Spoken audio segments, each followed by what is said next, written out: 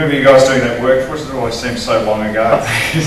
I guess what it does is it emphasises when you're building infrastructure, it's the time frame that it takes to get these things up and going. And I guess Dan set the stage beautifully for me, because you can't just turn around the next day and say, right, we want a dam, or we want a desal plant, or we want a pipeline, or something like that.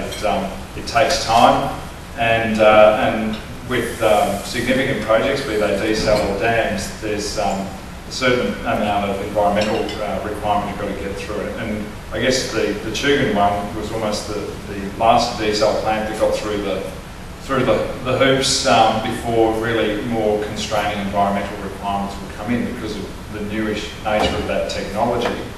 The knowledge about desal, environmental impacts and so forth has evolved with those projects, and I think building a desal plant nowadays is a lot more complicated than it was even 3 years ago. But what do we do? Where are we? How does this thing work? Queensland Water Infrastructure, as you heard in the introduction, we're a special purpose vehicle company. The Queensland Government set up a range of companies to get on and deliver projects. The purpose behind them was to have people from areas of particular specialty, so those who are involved in manufactured water like desalination or recycled water, those focused on pipelines, and those who focused on surface water infrastructure. Of course, our focus was surface water infrastructure. The skill you need to deliver weirs, dams and so forth is quite different to delivering a desalination plant. So we were given initially the task of delivering Wyeralong and Traveston, and subsequently we were given Bromelton off-stream storage and Cedar Grove Weir, and I'll talk how those two fit into the system in a minute. Where are we at the moment? Wyeralong's under construction, Cedar Grove and Bromelton are complete, and Traveston is still going through the assessment phase.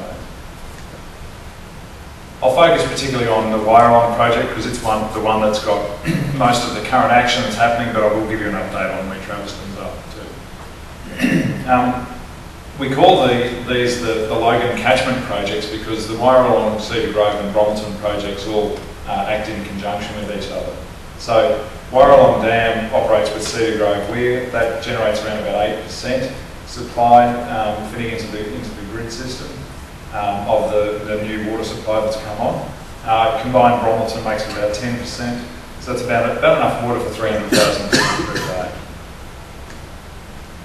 This gives you an idea of that system that I was talking about before. So if you look at it, you've got, it's a bit hard at this angle that I'm working from, but you've got the Logan River goes down there, and you've got the Teviot Brook, which is a tributary to Logan, and the confluence of those two streams is there.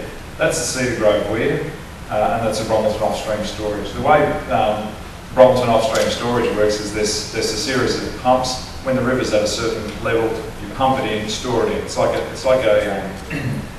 big ring tank, if you like. It's about 4.5 kilometres in circumference around it, so it's a pretty big ring tank. Its average depth's about 8-9 metres. Cedar Grove Weir is more of a weir, which is a pumping pond. It's there so that the connection to the water grid will come off there and link it in. So you've got a pumping pond that you can pull the water out of. So you're combining that storage and this storage, you've got a situation where you've got the main river flowing past here. It takes water supply out of that and supplemented by water out of the dam. So the three actually work together. That's the nature of this sort of system supply, as opposed to other storages like Traveston. When we talk about it, it's got such a reliable rainfall, it actually doesn't need a pumping pond per se downstream. It is reliable in its own right, so it doesn't need to act as part of a system, it goes straight into the grid. Wyeralong Dam, there's just a bit of data there about the project itself, about 100,000 megalitres storage. That's about 1/10 the size of Wivenhoe, to give you an idea.